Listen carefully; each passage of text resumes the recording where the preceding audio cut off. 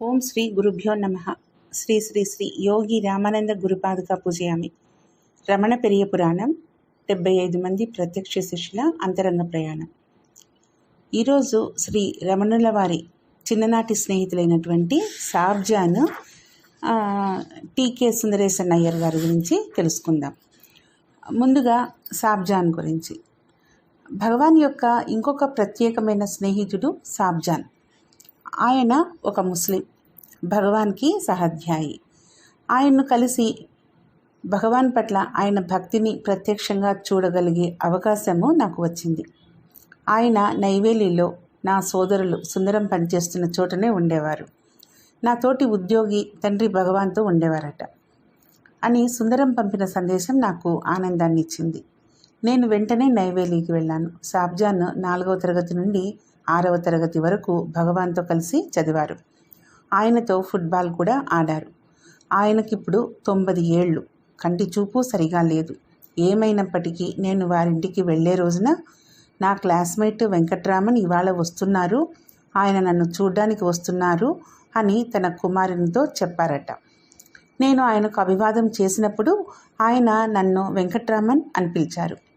ఆయన కుమారుడు, నాన్న ఈయన గణేశను అని పదే పదే సరిచేసి చెబుతున్నా ఆయనైతే వినిపించుకోలేదు. అవును వెంకట్రామన్ రండి అని సాబ్జాన్ అన్నారు. ఆయన నన్ను తాకి ఆలింగనం చేసుకొని తన ప్రక్కన కూర్చోబెట్టుకొని కన్నీటితో అన్నారు, ఆయన నన్ను తీసుకువెళ్ళడానికే వచ్చారు, నన్ను ఆశీర్వదించడానికి వచ్చారు, నా స్నేహితుడు నిజమైన స్నేహితుడు అని. ఆయనకు సాష్టాంగ నమస్కారం చేసి తన విలువైన క్లాస్మేట్ని గురించి చెప్పమని కోరాను నేను. ఆయన జ్ఞాపకాల వెల్లువ మొదలైంది. వెంకట్రామన్కు తమిళం బాగా వచ్చు. ఆయన తమిళంలో క్లాసు ఫస్ట్ వచ్చేవారు. ఆయనకు తమిళ వ్యాకరణంలోని సూత్రాలను గురించిన పరిజ్ఞానం బాగా ఉంది. మా తమిళ పండితులు జాన్ బాలకృష్ణకు ఆయనంటే బాగా ఇష్టం. ఇంగ్లీషు ఆయనకు పెద్దగా రాదు. మిగిలిన సబ్జెక్టుల్లో సగటు వారి కంటే కొంచెం మిన్నగా ఉండేవారు. మొత్తం మీద ఆయనకు పాఠశాల పుస్తకాలు అంటే పెద్ద ఆసక్తి అయితే ఉండేది కాదు. ఆయనకు ఆటలంటేనే ఇష్టం, ప్రత్యేకించి ఫుట్బాల్ అంటే. విద్యార్థిగా కూడా ఆయన ఎక్కువ భక్తితోనే ఉండేవారు. అప్పుడే ఆయన తిరుప్పరన్ కుండ్రంలోని సుబ్రహ్మణ్య స్వామి గుడి చుట్టూ భక్తి పారవస్యంతో ప్రదక్షిణలు చేస్తూ ఉండేవారు. ఆయన తనతో పాటు నన్ను కూడా తీసుకుని వెళ్ళి గుడి చుట్టూ ప్రదక్షిణలు చేయించేవారు కూడా. దేవుని సృష్టిలో అంతా ఒకటే, అందరూ ఒకటే, దైవము ఒకటే. దేవుళ్ళలో ఈ కనిపించే తేడాలను మనము సృష్టించుకున్నవే అనేవారు నాతో. చిన్నతనంలోనే నాలో విశాల దృక్పథం ఆయనచే నాటబడడం చేత తర్వాత నేను కాంచీపురంలోని వరదరాజ పెరుమాళ్కి గొప్ప భక్తుణ్ణి కాగలిగాను. వెంకట్రామన్ కనిపించకుండా పోయినప్పుడు ఇంట్లో నుండి వెళ్ళిపోతానని నాకు చెప్పలేదని ఆవేదన చెందాను. తర్వాత నేను పోలీస్ డిపార్ట్మెంట్లో చేరాను. 1903లో ఉత్తరామెరూరులోని ఒక షాపులో వెంకట్రామన్ ఫోటో చూసి ఆశ్చర్యపోయాను. అందులో ఆయన రూపం పూర్తిగా మారిపోయి ఉన్నారు. నేను ఆ కొట్టు యజమానికి ఆ ఫోటో ఎలా వచ్చిందో తెలుసుకోవాలని ఆతృతపడ్డాను. ఆ ఫోటో తిరువణ్ణామలైలోని ఒక బ్రాహ్మణ స్వామిదని, ఆయన అప్పుడు మౌనంలో ఉన్నారని తెలిసింది. నేను నా పాతమిత్రుడిని కలవాలనే ఆత్రంతో ఆయన ఉన్న చోటికి వెళ్ళాను. ఆయన మౌనంగా ఉన్నప్పటికీ ఎంతో సంతోషంతో నన్ను ఆదరించారు. ఆయన చక్కటి చిరునవ్వుతో తల ఊపారు. ఇదివరకటి కంటే మహాత్ముని లక్షణాలతో మరింత అందంగా కనిపిస్తున్న నా క్లాస్మేట్ను కలవడం నాకెంతో ఆనందాన్ని ఇచ్చింది. మళ్ళీ నేను తిరుపత్తూరులో పోలీస్ ఇన్స్పెక్టర్గా ఉన్నప్పుడు నేను ఇప్పటి రమణాశ్రమానికి వెళ్ళాను. ఆ సమయంలో మా తండ్రి గారు చనిపోయి నేను చాలా బాధలో ఉన్నా. శ్రీ రమణులు తన తల్లి సమాధిని చూపించారు. దాంతో నేను కొంత ఊరట చెందాను. ఆయన చేసిన పని వల్ల శరీరానికి ఎప్పటికైనా మృత్యువు తప్పదని నాకు అర్థమైంది. ఆ తర్వాత ఆయన్ను చూడడానికి చాలాసార్లు వెళ్ళాను. వెళ్ళిన ప్రతిసారి నన్ను ప్రత్యేక శ్రద్ధతో చూసి అక్కడున్న వారందరికీ నన్ను పరిచయం చేశారు. ఆయన భోజనం చేసేటప్పుడు భోజనశాలలో నన్ను తన ప్రక్కనే కూర్చోపెట్టుకునేవారు. ఆ విధంగా ఆయన ఎవరి విషయంలోనూ ఎప్పుడు చెయ్యరని నాకు తర్వాత తెలిసింది.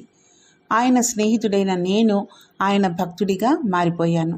నాలో అంతర్గతంగా తెచ్చిన మార్పే ఆయన నాకిచ్చిన గొప్ప వరం. ఒకసారి కల్లో నా భార్య చనిపోతుందనే సూచనలు ఒక నిగూఢమైన భావగర్భితమైన రీతిలో చూపించి నన్ను ఓదార్చి నన్ను ఆ అత్యంత బాధాకరమైన సంఘటనను ఎదుర్కోవడానికి సిద్ధం చేసిన గొప్పతనం ఆయనది. కల్లో చెప్పబడ్డ రీతిలోనే చాలా తక్కువ కాలంలోనే నా భార్య చనిపోయింది.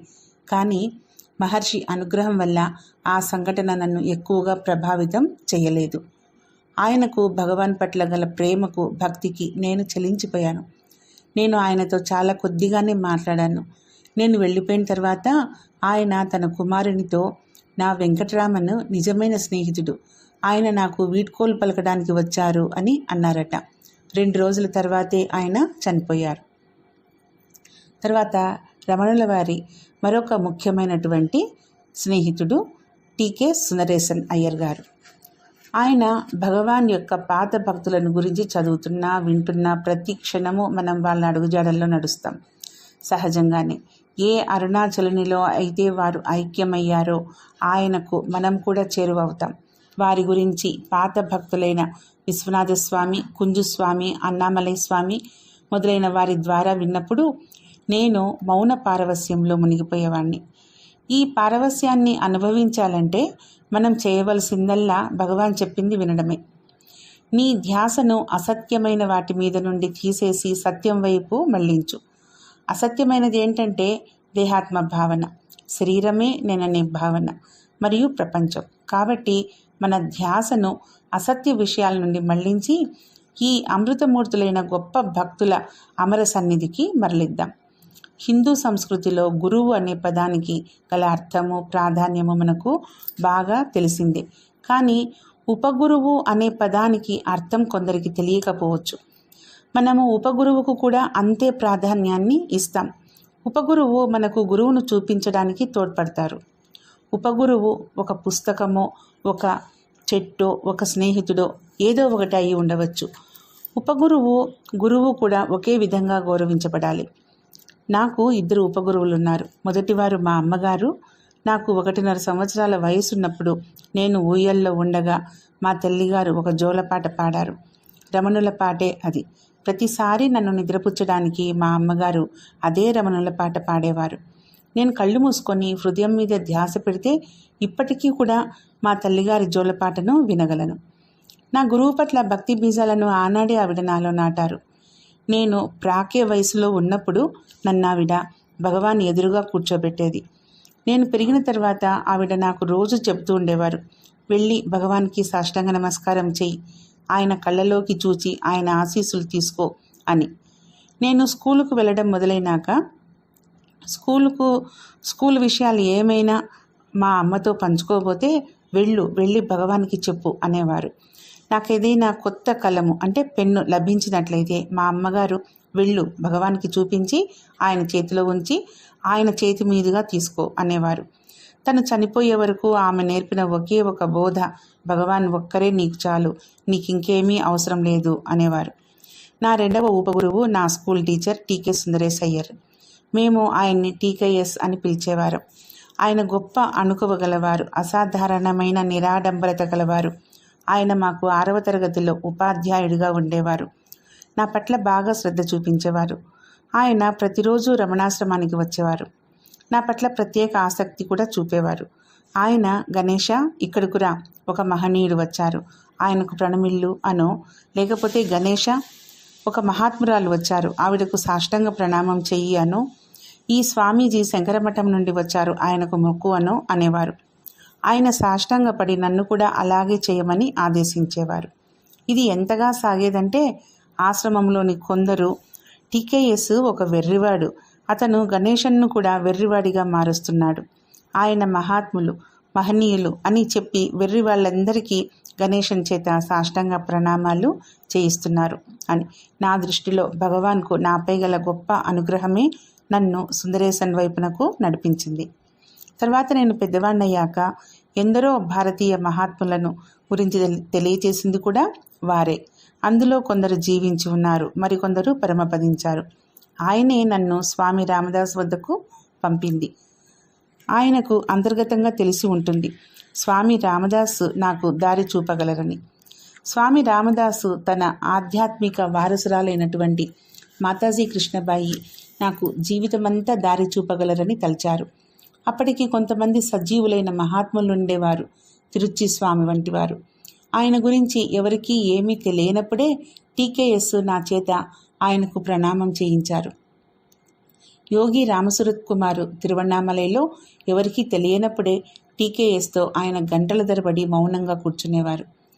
ఒకరోజు టీకేఎస్ ఒక యోగిని చూపి, గణేష, ఈయన ఒక శుద్ధ పురుషుడు, ఆయన ఆకలిగా ఉన్నారు, ఆయన కొంచెం ఆహారం ఇవ్వు అన్నారు. నేను వంటగదిలోకి పరిగెత్తుకెళ్ళి భోజనం తీసుకొని వచ్చి ఆ యోగికి సమర్పించాను. హృదయ కమలం వికసించటం గురించి భగవాన్ రమణ మహర్షి ఈ విధంగా అన్నారు: అది ఒక కలువ మొగ్గలాగా ఉంటుంది, దాని రేకులు తెరుచుకోవాలి.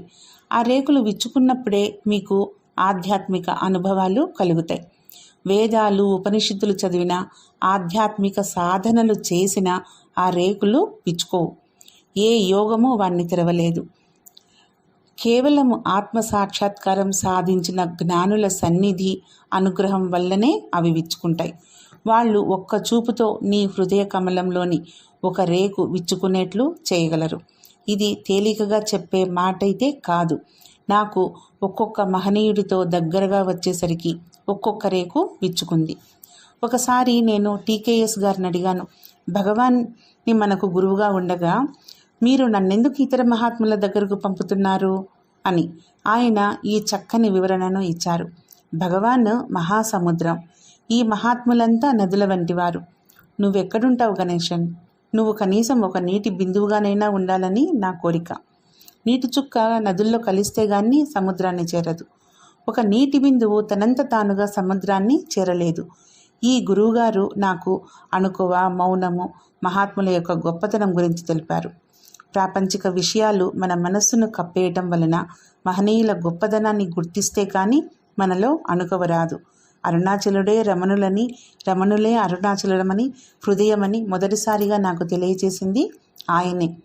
1960 దశకంలో ఆశ్రమవాసిగా నా జీవితం ప్రారంభమైన తొలి రోజుల్లో ఆత్మవిచారణపై శ్రీ భగవాన్ గ్రంథాలు అధ్యయనం చేయటం వలన అదృష్టవశాత్తు నాకు లభించిన భగవాన్ ప్రత్యక్ష శిష్యుల సాన్నిహిత్యం వల్ల భగవాన్ సూటి బోధ అయిన ఆత్మవిచారణ మార్గం యొక్క విశిష్టతను గుర్తించాను.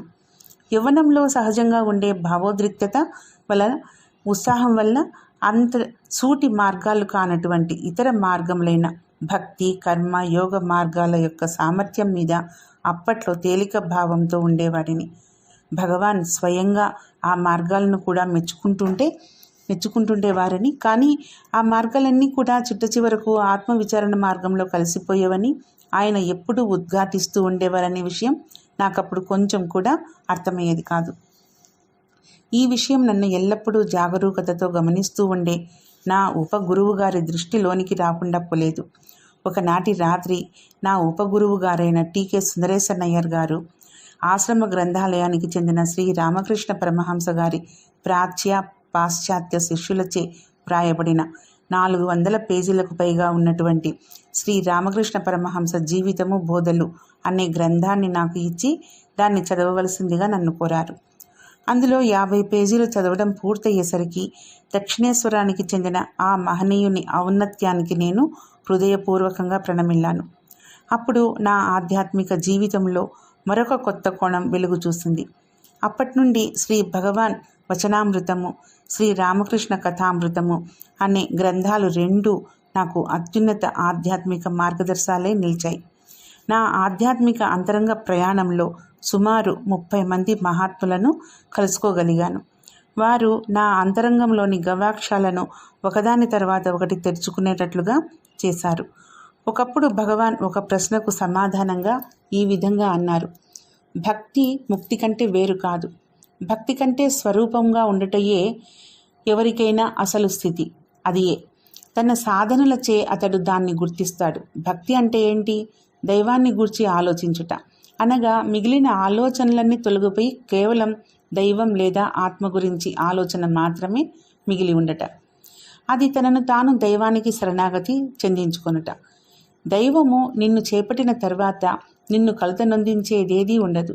ఏ విధమైన ఆలోచనలు లేకుండా ఉండటమే భక్తి. అదే ముక్తి కూడా.